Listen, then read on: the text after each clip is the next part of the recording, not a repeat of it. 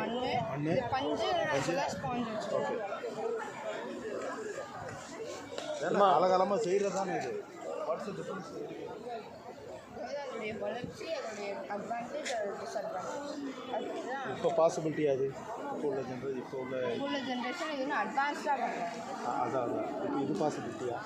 இது வந்து நம்ம சிம்பிளாக பேசிக் ஒரு பேஸ்மெண்ட்டாக சிம்பிளாக பண்ணுறாங்களா? அது மாதிரி பண்ணுறாங்க. ட்ரெடிஷனாக பண்ணலாம். எந்த ஸ்கூல்?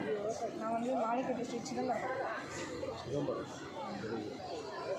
ஆல் ஓவர் தமிழ்நாட்டிலேருந்து எல்லாமே வந்துருக்காங்க. அது எதாவது மினிஸ்டர் ஏதாவது ஃபோட்டோ வச்சுருக்கீங்களா? பேட்டி எடுத்தது இருக்கா? நீங்கள் அனுப்புறீங்களா? வாங்க ஒரு பார்ப்போம். கேட்டீங்களா? கோஆர்டினேட்டர் யாரு? ஆமாம், ரிசர்ச் எல்லாம் இருங்க.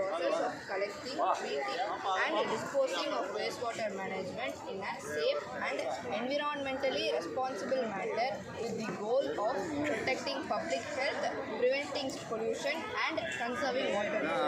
அதாவது wastewater managementனா ஒரு அழுக்கான நீரை பாதுகாப்பான சமுதாயத்துக்கு ஏற்ற ஒரு முறையில், அதாவது பொதுமக்களுடைய நலனுக்காகவும் நீர்நிலைகளை பாதுகாக்கவும் செய்யப்படக்கூடிய ஒரு செய்முறை.